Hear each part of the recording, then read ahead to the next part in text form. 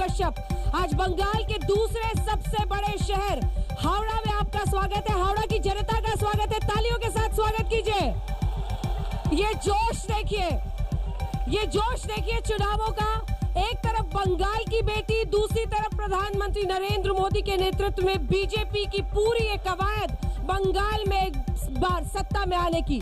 तीसरी तरफ अगर आप कहानी देखें तो वो कहानी है जनता की, क्योंकि आज चुनाव प्रचार खत्म होने के बाद शनिवार को पहले दौर का मतदान होगा 30 सीटों पर। एक बार हम चलेंगे अब जनता के बीच में और आपको बताएं हावड़ा शहर के बारे में, क्योंकि हुगली नदी के किनारे ये वो शहर है जो औद्योगिक शहर के रूप में जिसने अपनी पहचान बनाई है।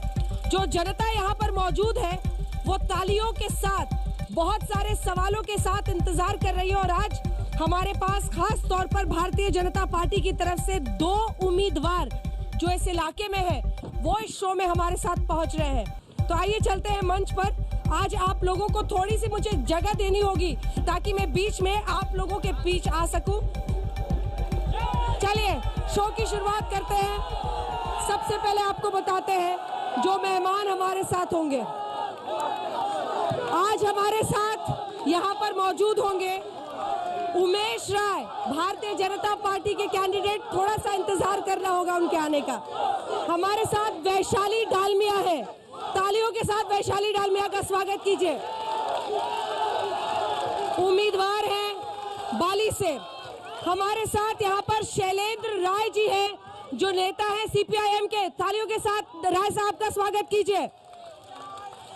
हमारे साथ बीजेपी की तरफ से जिस उमेश राय जी का इंतजार है, तो अब टीएमसी की तरफ से भी हमने 2 लोगों को बुला लिया ताकि ये शिकायत ना करे, इसीलिए दोनों की बड़ी इच्छा थी शो पर आने की। तो टीएमसी की तरफ से हमारे साथ मानव जायसवाल है और कैलाश मिश्रा है, तालियों के साथ उनका स्वागत। अब आपका परिचय कराते हैं कांग्रेस पार्टी की तरफ से संदीप जायसवाल जी है, स्वागत कीजिए इनका तालियों के साथ। खेला होबे नहीं होबे पहले रिपोर्ट देखबे। आइए आपको दिखाते हैं ग्राउंड रिपोर्ट। हावड़ा में हम गए अलग अलग जगहों पर, क्या सोचती है जनता, पहले वो रिपोर्ट आपको दिखाते हैं।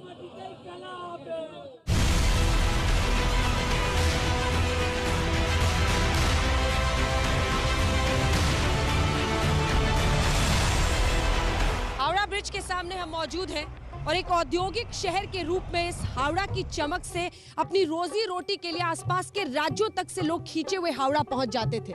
लेकिन धीरे धीरे कारखानों का बंद होना, बढ़ती बेरोजगारी के बीच आज इस शहर की चमक फीकी पड़ती जा रही है। आखिर तरक्की की इस पूरी कहानी में हावड़ा पीछे क्यों छूट गया है, आइए लोगों से जानते हैं। और ये भी कि ममता बनर्जी बनाम बीजेपी, किसमें दिखता है उन्हें दम। चलिए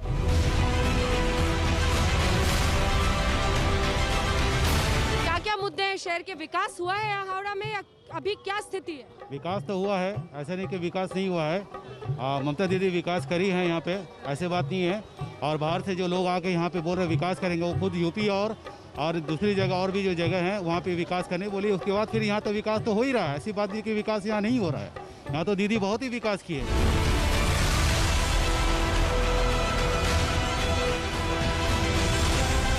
हावड़ा शहर में विकास हुआ है या आपको लगता है कहीं ठहर गया है, क्या क्या प्रॉब्लम्स हैं? हावड़ा शहर में आज तक तो कभी तक विकास हुआ ही नहीं है। यहाँ पे रोड, रास्ता, बेरोजगारी पूरी तरह से बढ़ी हुई है। भ्रष्टाचार भी इतनी हो गई है कि यहाँ पे कुछ करना पड़ेगा इस बार। आप लोगों को किसमें दम दिखता है? इधर आइए। मोदी में कि ममता में, किसमें आपको लगता है कि वादा है? अब तक तो ममता को बहुत देख लिया हम लोग, इस बार मोदी को हम लोग को देखना है। बोलो दीदी, विकास हुआ है क्या हावड़ा में? काम हुआ है हावड़ा में? हावड़ा में काम होगा, हम तो मोदी को ही चाहते हैं। आप लोगों को क्या लगता है यहाँ पर क्या मुद्दा है इस बार हावड़ा में? विकास हुआ है यहाँ पर? जी, टीएमसी के रहते हुए हुआ है। जी जी जी। और आपको लगता है ममता दी में ज्यादा दम है? आप बताइए, आपको क्या लगता है? हम भी ममता दी का सपोर्ट कर रहे हैं। और आपको लगता है कि विकास हुआ है शहर में? हाँ, विकास तो हुआ है पहले से बहुत ज्यादा।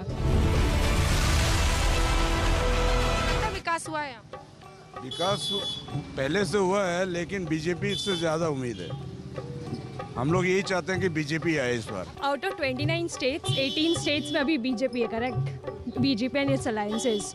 तो आप ये बताइए कि जो दिन पर दिन मतलब almost 63% of the population BJP govern कर रही है, हमारा जीडीपी लोएस्ट पे है, पेट्रोल प्राइसेस हाईएस्ट पे। मेरे को याद है कि जब कांग्रेस की सरकार थी और पेट्रोल की प्राइसेस अराउंड 70 थी तो सारे नेता रास्ते पे आके उतर गए थे। अब जब 100 के अराउंड है तो सब कह रहे हैं कि ये देश के विकास के लिए जा रहा है। तो देश के विकास के लिए इतना टैक्स, इतना पेट्रोल जाने के बाद भी हमारी जीडीपी इतनी लो क्यों है?